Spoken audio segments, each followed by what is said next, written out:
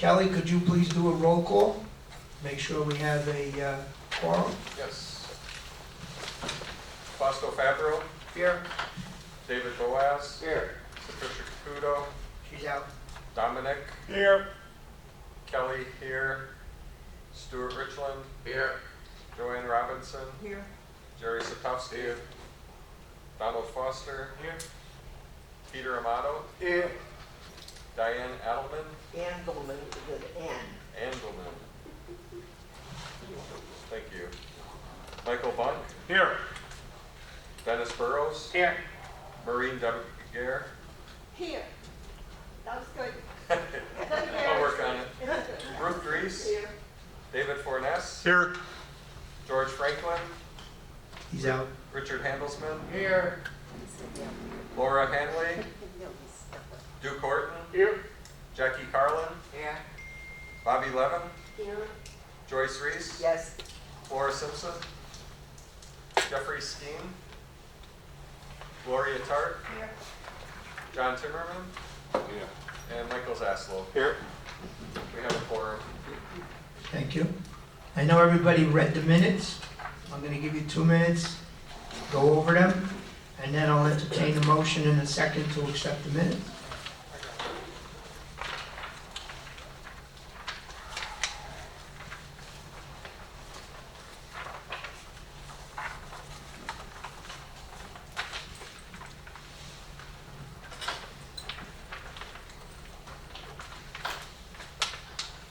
Who's going to make a motion on the minutes? Duke Horton makes a motion, seconded by Richard Handelman. Are there any corrections to the minutes as presented? Hearing none, the minutes are accepted as presented. Nice job, David Boaz. Thank you. All right. I'm going to skip my report. Do we have a treasurer's report? The only, good morning. The treasurer's report is that we've gone ahead with the money market. You'll see the financial reporting at the delegate assembly next week, and we are in fact making a little money, so you'll see that actually represented. And if anybody has any questions prior to the delegate assembly, please, feel free to come on by the office and I'll be glad to talk to you about any of the, of those issues. But otherwise, no, I don't have anything else. Okay, thank you. Stuart, you're up.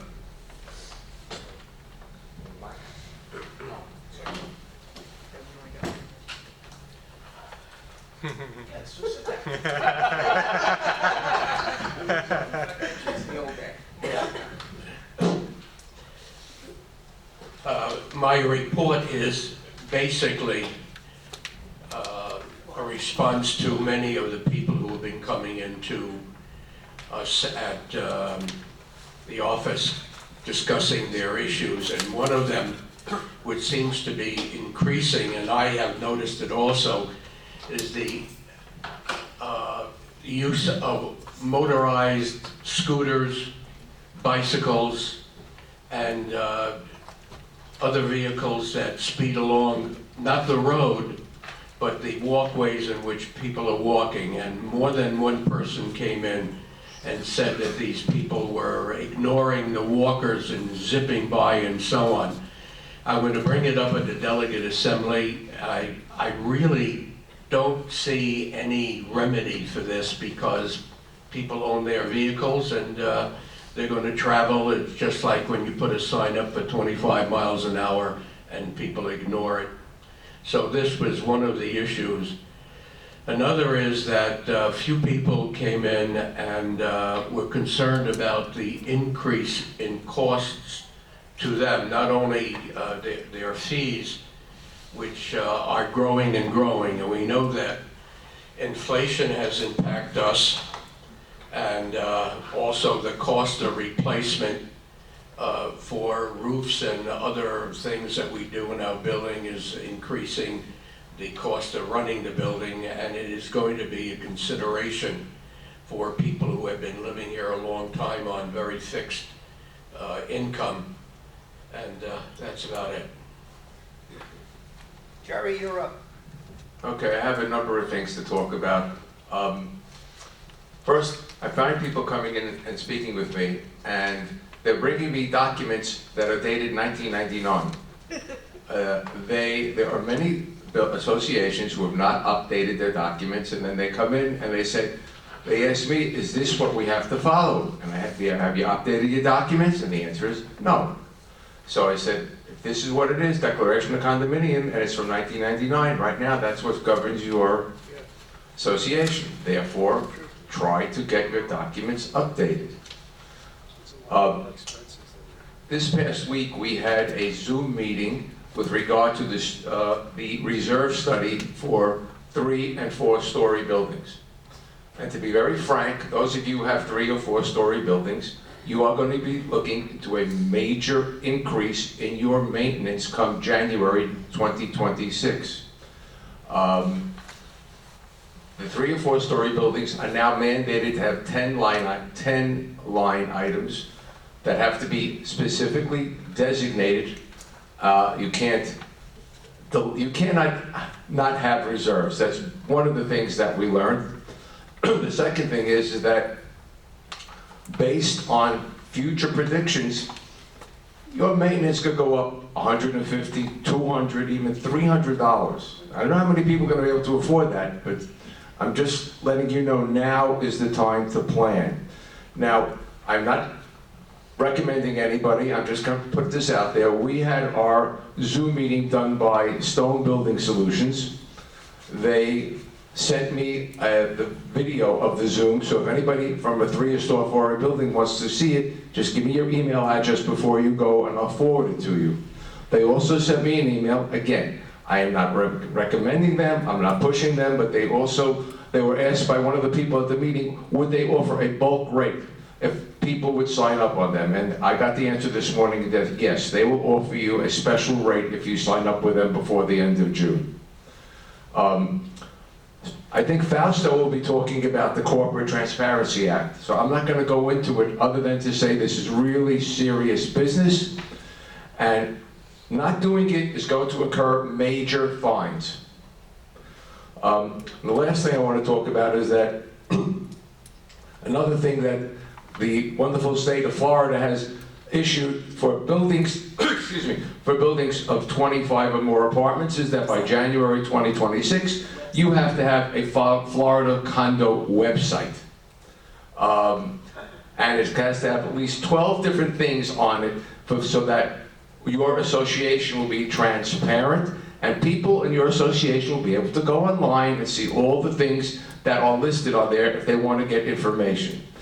Again, you may have somebody who's a genius, your grandchild, somebody in your building who knows how to do these websites, or there are third-party people who also could do it.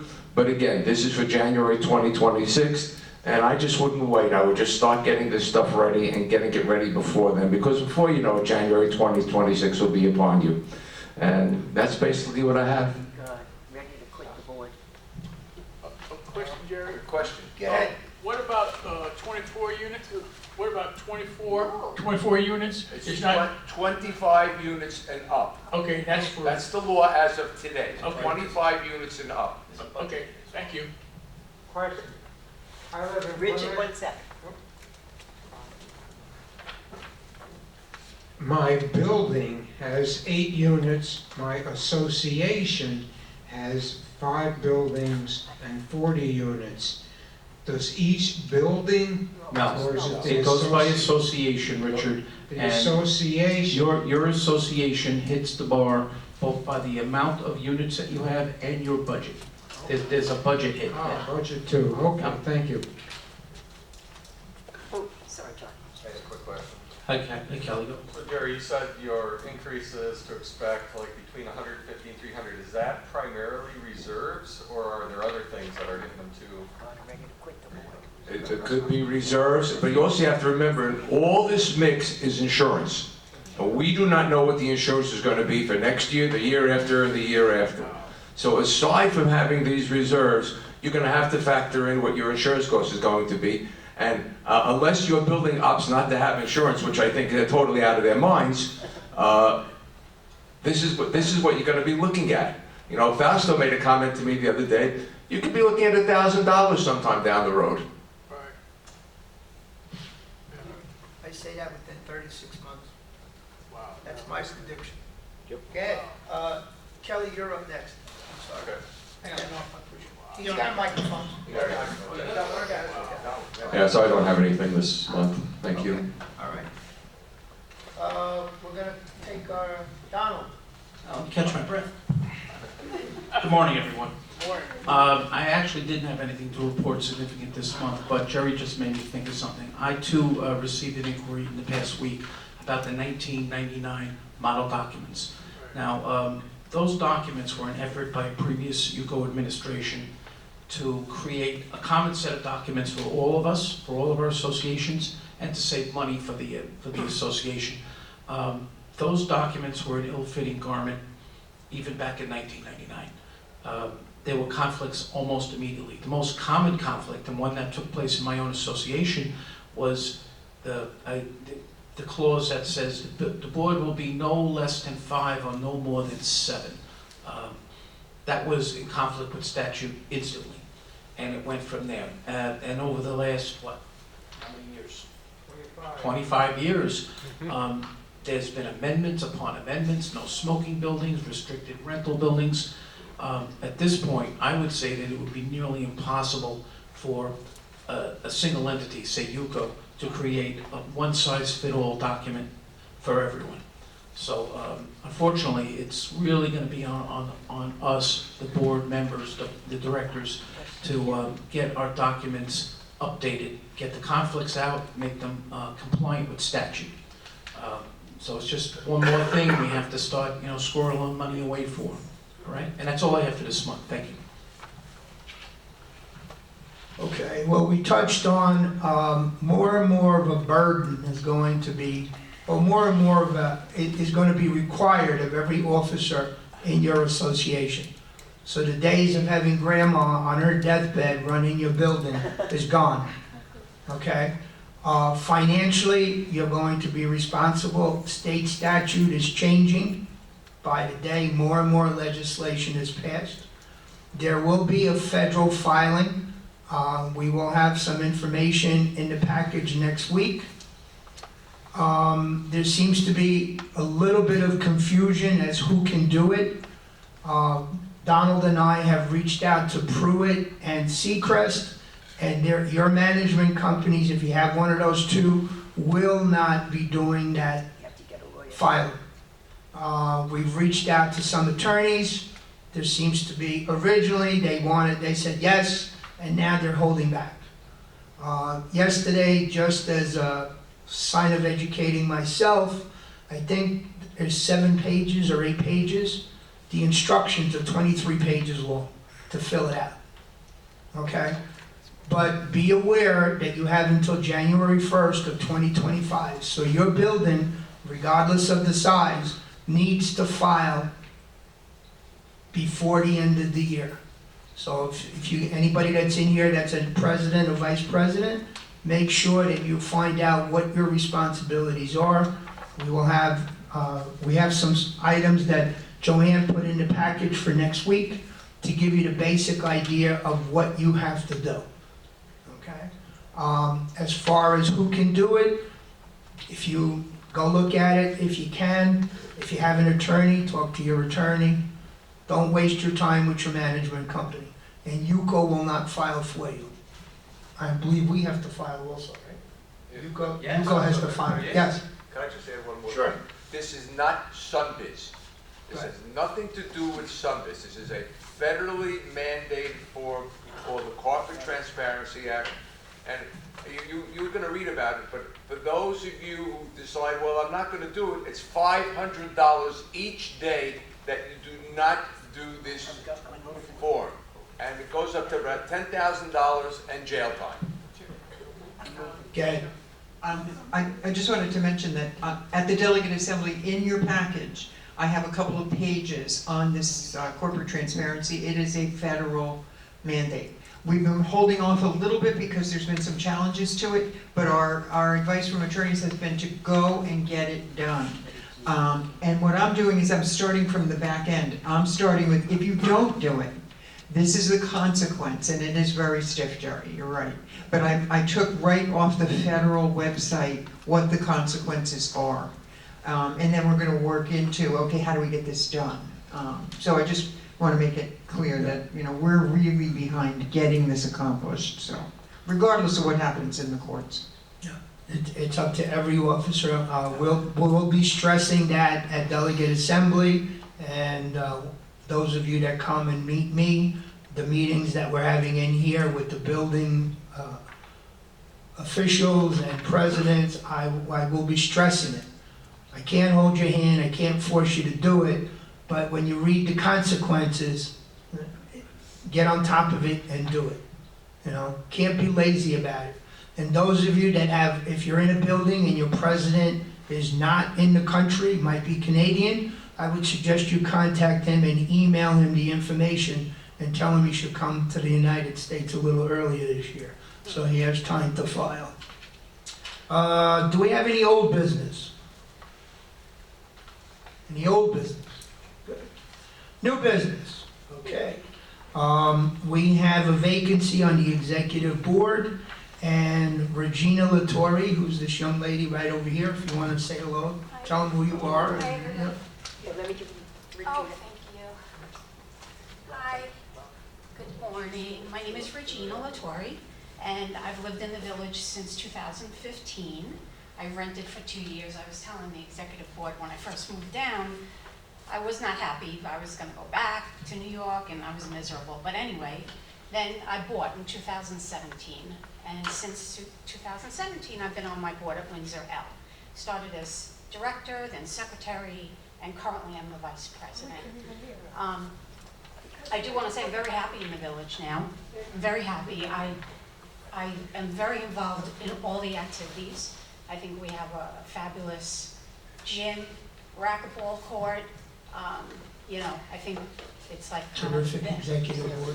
Yes. You want to be part of it. And I want to be part of the executive board. Yes, I did get a nice amount of votes, like 97 for my first time out. So now that there's a vacancy, you know, I'm asking to be put on the board. All right, thank you. You're welcome. All right. So unless anybody has any questions for Regina, I'll entertain a motion in a second to have her put on. Motion made by Peter Amato. Seconded by who?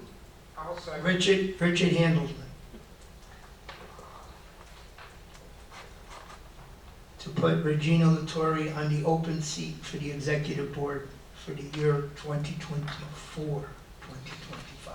Do we want to specify whose seat it's replacing or not?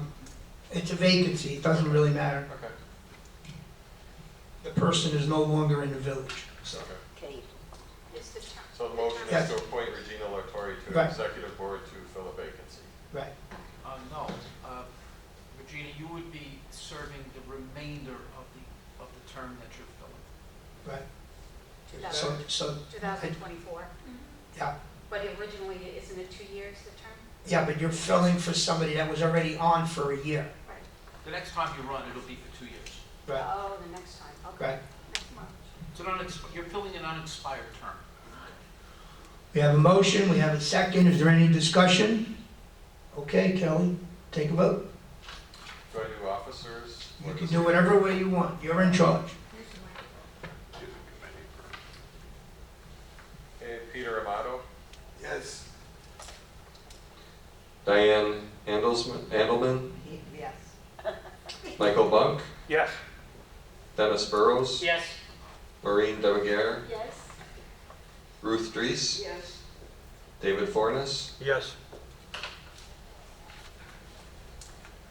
Richard Handelsman, Yes. Duke Horton, Yes. Jackie Carlin, Yes. Bobby Levin, Yes. Joyce Reese, Yes. Gloria Tart, Yes. John Timmerman, Yes. Michael Zaslow, Yes. Fausto Fabro, Yes. David Boaz, Yes. Dominic Yes. Kelly Jansen, yes. Stuart Richland, Yes. Joanne Robinson, Yes. Jerry Satowski. Yes. The motion carries unanimously. Okay, it'll be brought forward to the delegate assembly next Friday. Hopefully you'll be there. You can stand up and wave. Okay, I'll stand for it. All right. Next, we have a proposal for an LED sign. At this moment, I'm gonna turn it over to Donald and he'll explain to you. Good morning, everyone. The proposal you see in front of you from Ferrin Signs is a project that was shelved during COVID in 2021. Most of the work, planning work was done then. It's been revived at the direction of Fausto. You'll see it in your packet. Basically what we're looking at is an electronic billboard. If you remember during COVID, we needed to get a message out about vaccinations, and we put up cardboard 4x8 messages, and they were very effective. So that was the inspiration for this project. As a matter of fact, if anybody wants to look to see where the locations are, I have a few maps printed up there. But it would be in the same place, if you remember where the billboards were, that's where the new electronic signs would go. Some of you were here at the demonstration on Wednesday, where they brought out not exactly the same model, but pretty close. And I think some of you also went to the previous one back in 2021, so it hasn't changed much. I'm happy to answer any questions that you might have about it, and we'll go from there, all right? Hi, Dave. You know, one thing I thought of after, Wait, Dave, oh, yes, absolutely. Thanks, Mike. One thing I thought of after we spoke last time about it is, you know, we have that recurring problem at the guardhouses with lightning strikes. Yes. The only suggestion I have is when we move forward, whatever it takes to try to protect that with a surge suppressor. would be Grounding great. is part of the plan. As a matter of fact, I believe it was you, David, that when we did the monument sign, made the exact same question. And yes, it's going to be well grounded, especially this. It's a piece of electronics. Oh, yeah. The other thing is discussing with the vendor during the demonstration on Wednesday. It just happened to notice what's powering this thing. An electric generator, portable generator. So the thought came to me, we can have a transfer switch and an inlet put in as part of the electrical installation. This way, in a blackout, we can run those signs. But the vendor was pretty clear. He said you'd have to put in some sort of filter to make sure that the power going in is clean and isn't going to fry the electronics. So that's something we're going to look into as well.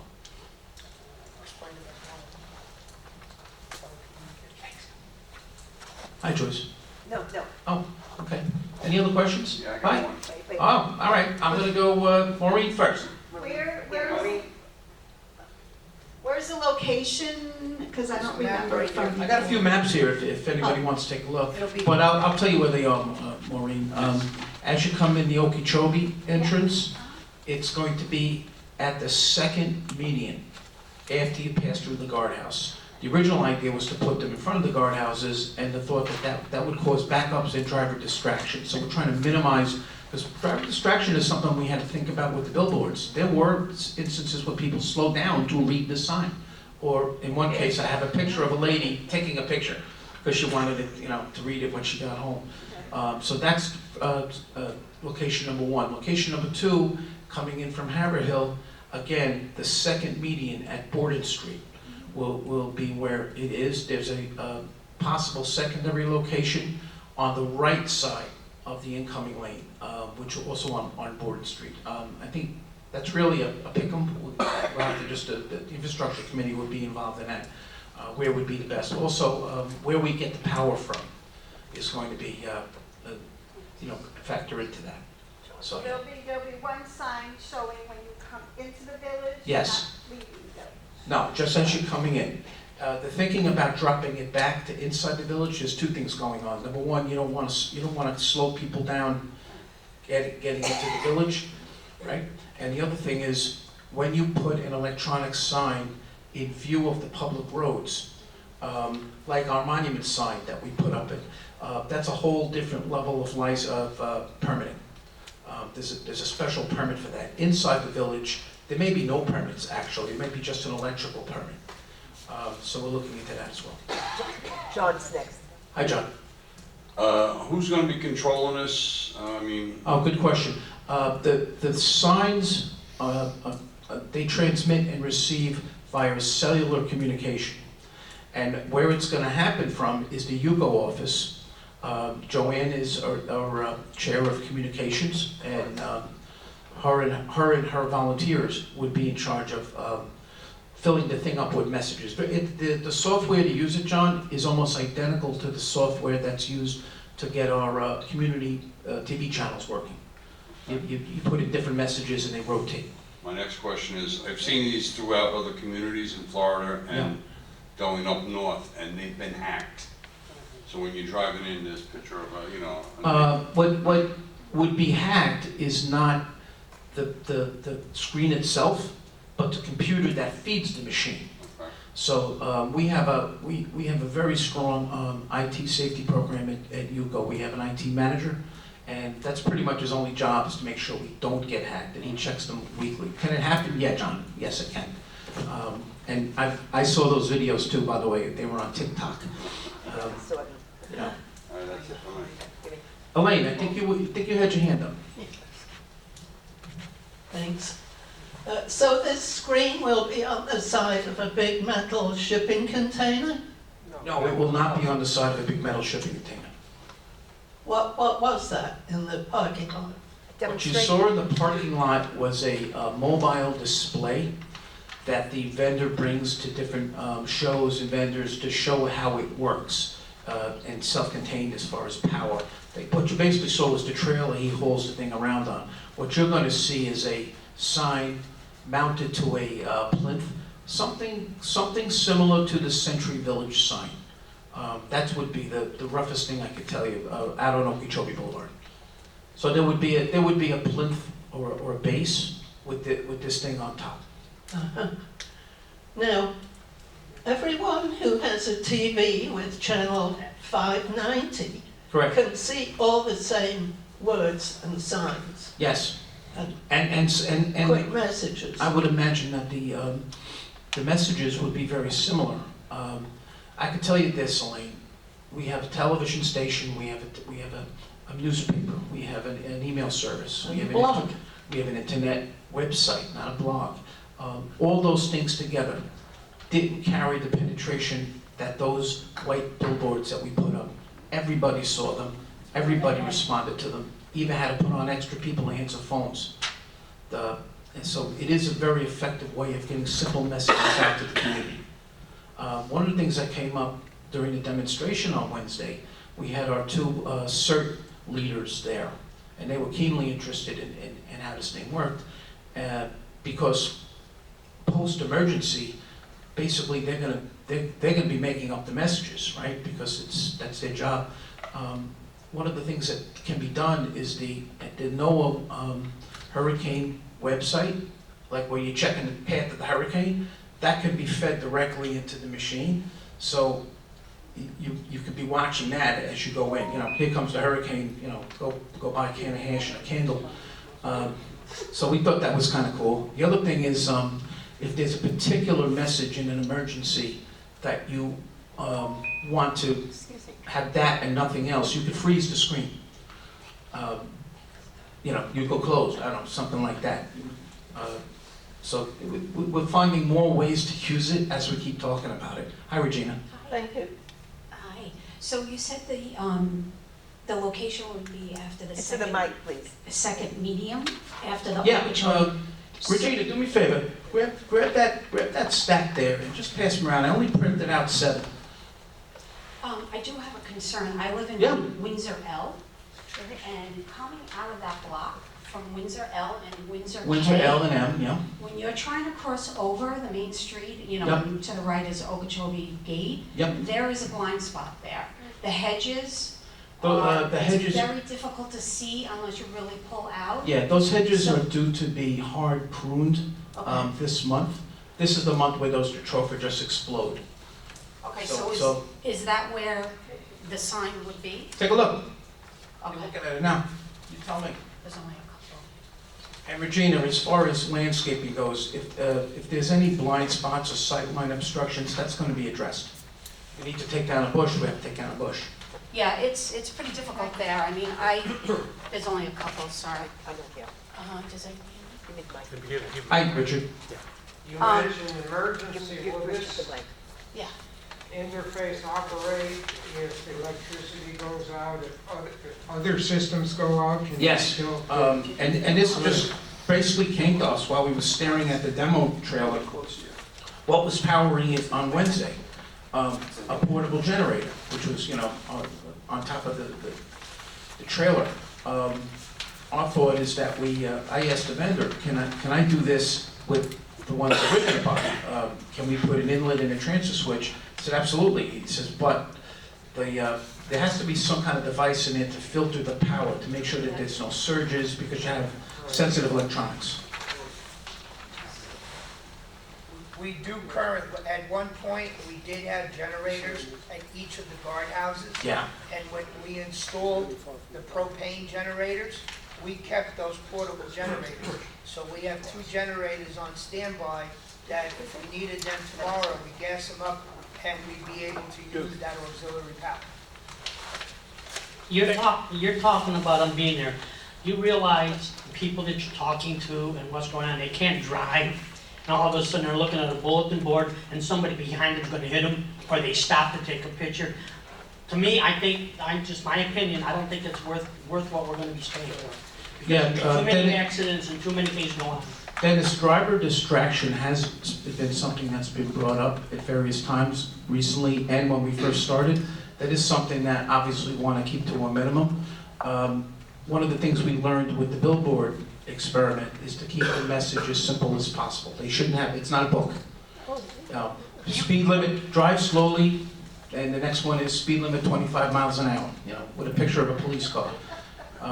Your billboards, I just completed a trip from Florida to New York, and there's nothing but billboards the whole way. That's what breaks up the boredom. Do they sometimes cause me to look this way while, looking at the south of the border? Here comes Pedro? Yeah, absolutely. It can happen. So we're just gonna try to put them in the best place possible to keep that at a minimum, and I think we've accomplished that. Well, you're Hi, talking, Ken, how are you? you're talking about it working during COVID. My feelings were they had to. People had to have information where to get a shot, which is only typical. Palm Beach County did all over the place. Yeah, I just and don't all of those means together, as I said, together, none of them added up to those billboards. Those billboards were very, very effective. Yes, Ken? Do we have any idea what the final cost would be? It says $51,981. Yes, we have a rough idea. There may or may not be a permitting cost here. The sign vendor right now doesn't think that there's going to be any special signage permits required because it's inside the village. But there will almost certainly be an electrical permit. As far as the electrician bill for powering up the thing, the last time we did a project like this with this vendor was the Century Village sign on Okeechobee Boulevard. In that case, the county required us, and Fausto reminded me of this yesterday, that we had to run a home run, a direct line, directly to the guardhouse. And that came to about $3,900. So I would say, I already have a request for proposal out for the installation, but no more than that. That's times 2. Times 2, of course. I would say there's a very strong possibility that the home run will not be needed. The power requirements for this thing, it's really not much more than your television at home. And there is electricity in both of the spots. And it's talking about a time clock that has to be installed? There's no time clock. Yes, there is. It says right in the... I understand that, but there will be no time clock in this project. It says on There is no the... time, Ken, there is no time clock. No time clock. All right, so you didn't cross it out then. Time clock, no. Hi, Richard. How about engineering? Engineering is done, is concluded, and it's done by the vendor. Yes, Richard. There landscaping needed, but not with these, landscaping. Richard, I think, and Regina brought this up, we may need to cut down a shrub or two, just to make room for the thing, and make sure that there's, we don't want a shrub blocking the sight line to look at the thing either, right? Because that's what we built it for. But I don't think that's anything that we need to, Second, hang on one second. the proposal says about 52,000, that's about $7 per condo, if you're thinking of the cost, $7 per Yeah. time. About right. Finally, the COVID signs, how long were they up, and were there any rear end collisions when those COVID? No, there were none. So- But Richard, when this idea came up, let's replace this with something electronic that we can reuse. I know. One of the things that came up was we could use it also for holiday messages and things of that nature. I kept an eye on those two spots because I wanted to see if, well, no, nobody crashed into it, but I did see people slow and sometimes stop. And I have one picture in my phone where a lady is going like this with her phone, taking a picture of it. So yeah, But there's there that. were no accidents? No, nobody ran into the sign. But that doesn't, Richard, people drive into everything all the time. I mean, once a year or so, I pull an Oldsmobile out of somebody's living room, so there's kind of no accounting for that. That's what bollarding is for, that's what insurance is for. Regina, did you have your hand up? I did. So I see the map. Is it going to be in the center medium? Yeah, X marks the spot. Okay, the COVID signs were not in the center medium, they were off to the side. No, that's not true. They were off to the No, right I'm sorry. side. No, Regina, that's not true. Oh, they were in the middle. Okay, so but what I'm saying is when coming out of that block, Windsor F and Windsor L, I consider myself a good driver. There's a super. I hope so. Super blind spot coming out of there. I mean. Yeah, you mentioned that, and it has to do with the jatropha shrubs, which are going to be seasonally pruned in the next month. Okay, but when you just drive there and see how far you have to get out, Mm-hmm. okay, in order to make sure, you're not gonna get hit broadsided from the people coming in from the Okeechobee Gate. And in the middle, I would say that would be distracting, but Okay. Okay. Yep. The other ability of this sign is like we're having a shredding event. Now, we have people that don't read the paper, don't look at the news, but they do ride the buses, they do walk. So any event that we have, delegate assembly, shredding event, elections, Town halls, whatever we have, anything that's going on in the village, if you don't look at television, and you don't read the paper, and you don't read the computer, you'll be able to see the signs. It's an extra way of communicating that we think will enhance the village. Also, people are saying, well, there's a cost factor. Do you know the holiday sign that gets put out here every year? Do you know how much that cost you? A lot. $7,400. And it's been up there for 6 years. Nobody's complained about spending almost $8,000. And when we discontinued seasonal holiday decorations and lights, basically because of the price on the Yuko side, we catch quite a bit of. Dennis gives me a hard time at dinner. Why aren't there lights up? And I'm gonna do it again this year. So it's a little side thing, but yes, happy holidays with a couple of candy canes and happy Hanukkah, sure, why not? Richard here, Richard. Yes, Richard? time for a motion, and I'd like to make a motion that we accept the bid as shown to us. I don't know what the exact proper wording. Richard makes a motion to accept the sign, the LED display sign. Is there a second on it? A second. Maureen Devergere seconds the sign. Is there any more discussion that needs to be had? Yes, Bobby? I'd just like to know, did we have another vendor respond? We did back in 2021. This went through the bid committee already. David, did you want? Really, we didn't get any proposals that even came close to what Ferrin had, so we pretty much consider Ferrin to be a sole source. David Boaz, you had your hand up. Yes.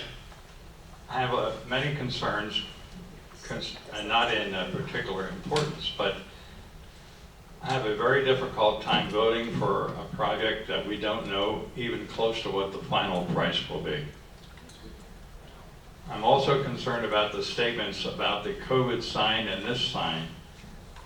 The COVID sign was a stationary sign for a one-time event, and it was in an emergency situation. I'm concerned about the placing of the sign coming in from Haverhill at an extremely bad intersection. There's so many cars that go through there now without being distracted, which is my main concern. I think the drivers will be distracted on a sign that's flashing or changing, and I just think the whole project is cost prohibitive, especially without even knowing a final price. Thank you. Anyone else? Any other discussion? Yes, Richard? Richard, yeah, Richard. Did you keep the mic?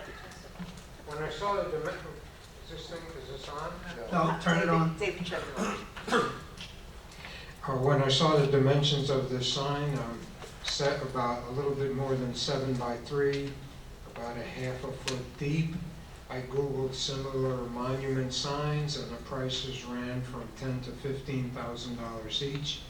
So this price is right within that ballpark. It's a little more because they're installing it, you're not just getting it off the internet.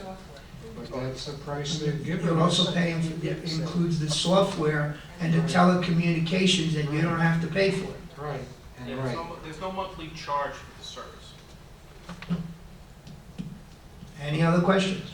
Call the question. Okay. Kelly, whenever you're ready. Peter Amato? Yes, whatever. What do we vote on? Yeah, so the motion is to accept the digital signage Yes, yes. bid as presented. Yes. Diane Andelman? Yes. Michael Bunk? Yes. Dennis Burrows? No. Maureen Debegar? Yes. Ruth Dries? Abstain. David Fornes? Yes. Richard Handelsman? Yes. Duke Horton? No. Jackie Carlin? No. Bobby Levin? Yes. Joyce Reese? Yes. Gloria Tart? Yes. John Timmerman? Yes. Michael Zaslow? Yes. Fausto Fabro? Yes. David Boaz? No. Dominic G? Yes. Kelly Jansen, yes. Stuart Richland? Yes. Joanne Robinson? Yes. Jerry Satowski? Yes. The motion carries.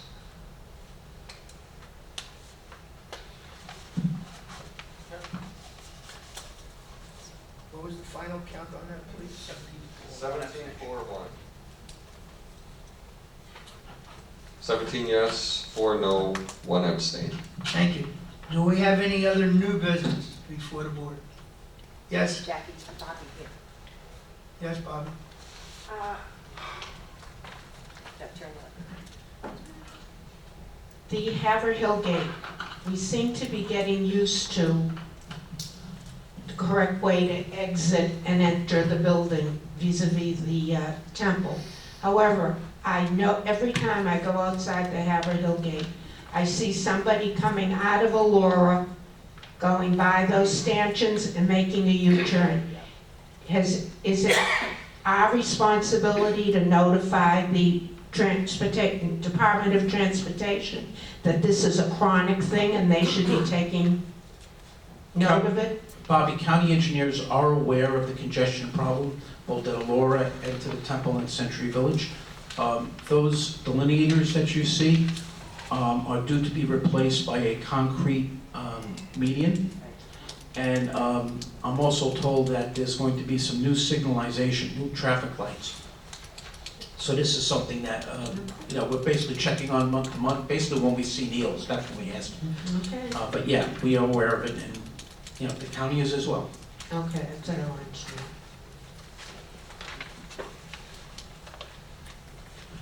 Any other new business? Anything for the good of the order? Yes, go ahead, Jerry. As you all know, excuse me, tomorrow is June 1st, and unless you're new here, it's the beginning of hurricane season. Based on all the predictions we've been hearing, I strongly urge that you be prepared, and hopefully it'll be for nothing. But now is the time to prepare. Thank you. A quick update, there's been a change at the guardhouses. If you go through the resident lane and your barcode does not work, no one's going to come out and take your name and address, etc. Your license plate will be noted.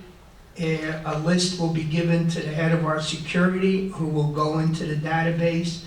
And if you have an expired ID or you have an expired registration, you'll receive a phone call to come and update it. So it's another working, yes. So will they make them turn around? No. On No. How will they get The report is given daily to the head of our security from both guardhouses. The first day that it was in effect, they got 26 hits. But I'm saying, if, you know, it doesn't go off the gate. They will let you, they'll get their license plate and they will let you through. Oh, they will? Yes. So what happens if? John. What happens the second time? There will be no second time. You will receive a phone call to come and take care of whatever the issue is. And for those of you that would like to see what happens in the office, come into the office and see how many expired license plates, how many expired IDs come. And I've never done this before, and I've had a barcode for 25 years, and this is the first time that it stopped working. You know? Yes, Michael? In the event that it's somebody who doesn't belong in the village coming through and they don't have a barcode, if their license plate is red, what will the protocol It's be? only people that have a barcode that is not working. That's all it is. If you do not have a barcode and you shouldn't be in that lane, the procedure will be that you'll be turned around and proceed to out. This is only for people that have barcodes that are not working. Has the person in the guardhouse know if that vehicle is a resident or a non-resident? It won't have a barcode on it. Okay, so John, the way this works is we have an access control program called ABDI. This is a common program used at all condominiums, most condominiums in South Florida. When someone calls in a guest, that's in the computer. So you get the person's name, their ID, you check it against the computer.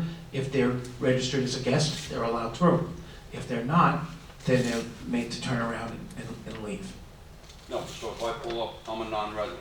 You're non-resident, you come from someplace else. No, I pull up into that lane, how does that guard in that house on my left gonna know about my barcode that's on the right? The security guard comes out with a clipboard, and you don't have a barcode because you're coming from someplace else, you're a guest.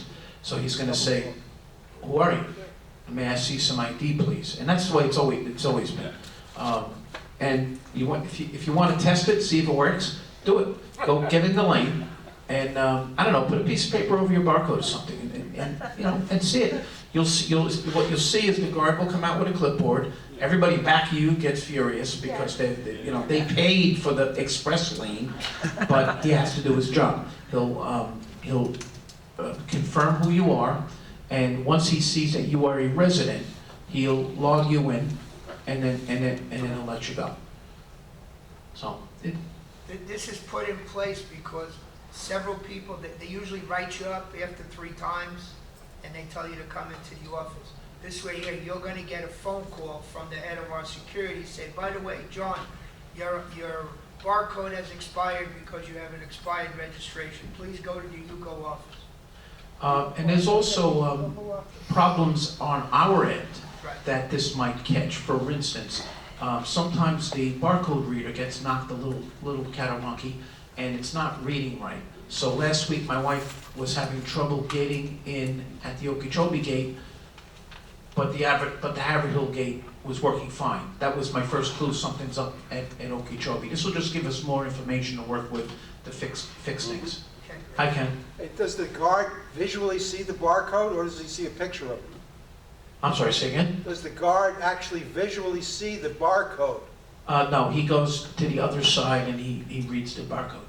So if somebody doesn't have a barcode, or they do, how does the guard know? I'm sorry, can you say your question again, please? If somebody goes through without a barcode, the guard actually doesn't see it, or if somebody goes through with a If card. somebody comes up to the residence lane without a barcode, the gate arm doesn't go up, obviously. Right. The guard comes out with a clipboard, the driver opens a window, hello, may I see your ID, please? All right, but what happens if he goes through and he has a barcode and it doesn't go up? Then he's gonna crash into the gates. No, he doesn't go through, he doesn't have a barcode, he just sits there. Is the guard going to come out? The guard is gonna come out just as he always did. Instead of asking the name and asking for ID, he's just going to take down the barcode number, which is the same, it translates to a name. So it'll just allow us to let people go through a little quicker and also collect data, which is what we're looking for.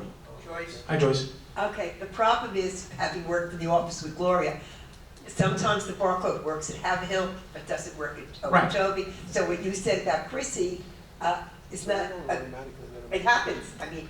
And Chris, in that case, because we had more than one complaint of that nature, it was a matter of checking the reader, and the reader's a little catarwonky. So it could be on both ends. They fixed it, yeah. Okay? Anything else for the good of the order? I'll entertain a motion. I make a motion to adjourn. Motion made by Joyce, seconded by Thank you, everyone. John Timmerman. See you all next week.